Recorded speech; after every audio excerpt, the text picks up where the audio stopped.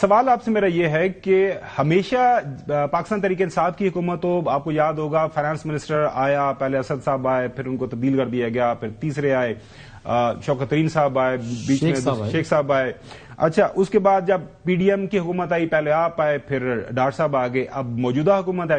پچھلے ہفتے حسن ایوب صاحب نے ہمارے پروگرام میں انفارمیشن شیئر کی تھی کہ دیر از اے پاسبلٹی کہ اورنگزیب صاحب جو ہیں ان کی پرفارمنس کے حوالے سے آپ نے دیکھا کہ کچھ کامنٹ بھی ہو رہا ہے سوشل میڈیا کے اوپر بھی اور ادروائز بھی کہ ان سے اکانومی سنبھالی نہیں جا رہی. کیا وجہ ہے کہ پاکستان کے اندر ہمیں ایک سالڈ اکنامک یا فائنانس منسٹر یا اکنامک ٹیم ہمیں اس طرح کی نہیں ہمارے پاس بن پاتی کسی بھی حکومت کے پاس کہ جو اکانومی کو لے کے پراپر کنسالیڈیٹ کرے اور اس کے بعد اپنی سوچ سمجھ کے مطابق آگے چلے؟ آپ کو یاد ہوگا منموہن سنگھ نے ارلی 90s میں اکانومی انڈیا کی سنبھالی اور اس کے بعد وہ پالیسی آج تک ان کی چل رہی ہے. اور آپ دیکھیں ہم کہاں پہ 15-20 ارب ڈالر پہ کھڑے ہیں ریزروز، اور وہاں پہ 750-800 ارب ڈالر ان کے ریزروز کے اندر موجود. انڈین پنجاب کی جو ٹیکسٹائل ہے اس کو دیکھیں کاٹن کو، اور وہ آج ہم کدھر کھڑے ہیں، ہم سے کتنے آگے نکل گئے ہیں. جی مفتاح صاحب دیکھیں، آپ یہ بتائیں نا کہ اورنگزیب نے کیا قصور کیا ہے؟ کیا اورنگزیب کے ہاتھ میں ہے کہ پی ایچ ڈی پی کم کروا دے؟ کیا اورنگزیب کے ہاتھ میں ہے کہ صوبوں کو کم پیسے دے؟ کیا اورنگزیب کے ہاتھ میں ہے کہ صوبے اے ڈی بیز کم کر دیں؟ کیا اورنگزیب کے ہاتھ میں ہے کہ سندھ اور پنجاب اور دیگر صوبوں میں کرپشن کم ہو جائے؟ کیا اورنگزیب کے ہاتھ میں یہ چیزیں ہیں؟ یا تو اورنگزیب کے پاس یہ سب اتھارٹی ہو تو پھر اورنگزیب کو آپ بلیم کیجئے، لیکن اگر اورنگزیب کو یہ اتھارٹی نہیں ہے، اورنگزیب جو ہے وہ مطلب جس دن سے آیا ہے اس دن سے اس کی نوکری کے پیچھے لوگ پڑے ہوئے ہوں تو وہ کس طرح کام کر سکتا ہے؟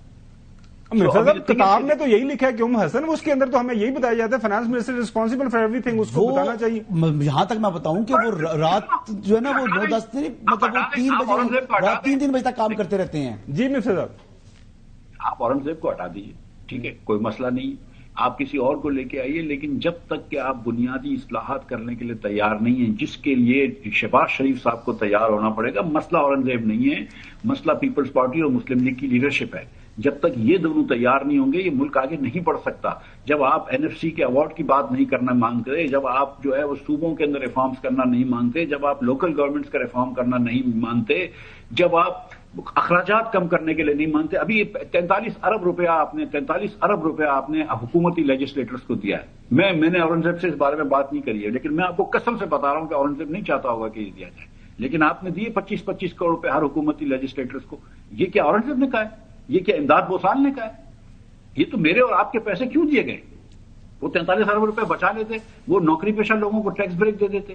تو یہ فیصلے جو ہیں مطلب مفتاح اسماعیل صاحب، معذرت کے ساتھ آپ مجھے بتائیں کہ فائنانس منسٹری کے اندر جو معاملات چل رہے ہیں، آپ سمجھتے ہیں کہ وہ ٹیکسٹ بک کے تحت چل رہے ہیں؟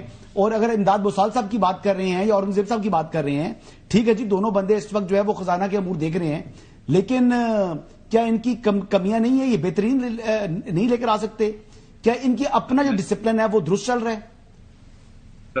ٹھیک ہے، شہباز شریف کی غلطی ہے جی، مان لیا، بہت سی چیزیں ان کو دیکھنی چاہیے، سیاسی مسئلے نہیں رکھنی چاہیے، بالکل بائی بک جو ہے اکنامیکلی پاکستان کو بہتر کرنے کے لیے چلیں آگے. لیکن ان کی بھی تو دیکھیں نا کام.